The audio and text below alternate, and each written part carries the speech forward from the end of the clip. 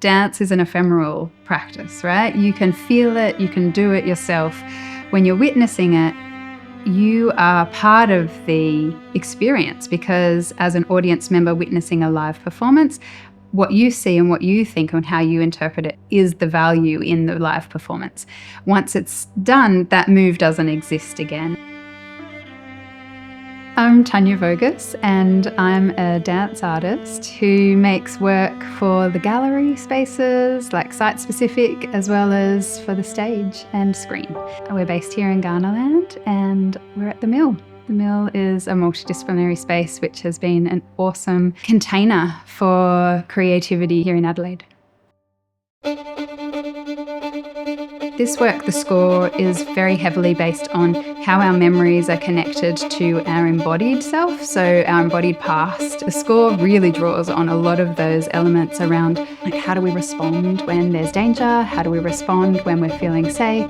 It's very influenced by two different theories. I feel very connected to the polyvagal theory. The vagus nerve is the longest nerve in the body. It wanders. It comes from the brainstem, and it is part of the oldest mammalian stage of development of humans. It has the responsibility to fight or flight, freeze or fawn, collapse or submit, and really, really imposing with the dancers a way of staying in those scores, not going into an emotional state because we are exploring embodied states in a safe manner, but to evoke a response in the audience that looks like, feels like, I'm working with a musician as well, so sounds like, and the whole surround experience. The score tonight is 3 different states of being.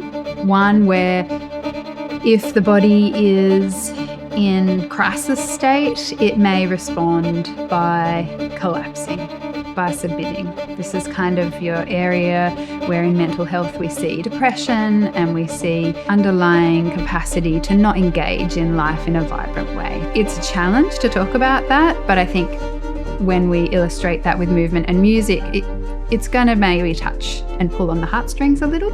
Another state that we explore is a very hard and fast panic state. It's like if you didn't know that you were going to be in a dangerous place, and then suddenly, what does the body do? Is it going to fly or fight? A much more playful state that we will illustrate is the safe and connected place. So that place where we're regulated and we're coming back in to be able to play together, eat together, chat together, be in harmony. For this process, I've tried to really pull apart a whole series of idioms that have body-based elements. I'm all ears, in your neck of the woods.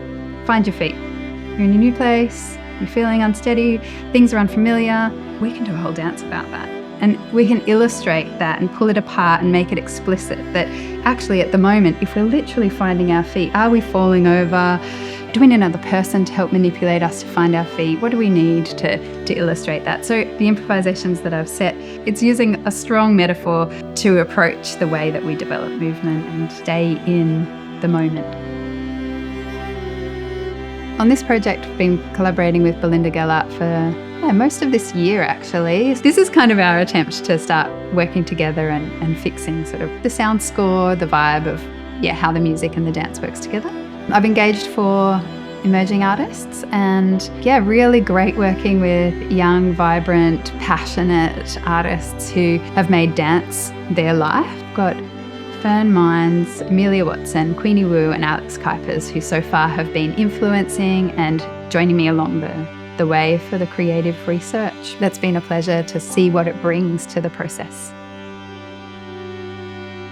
You can never be completely original in the arts. I think that's why it's situating your work with an audience, and why improvisation is really exciting for me, because without the audience and without the moment that you're all together, the work doesn't exist.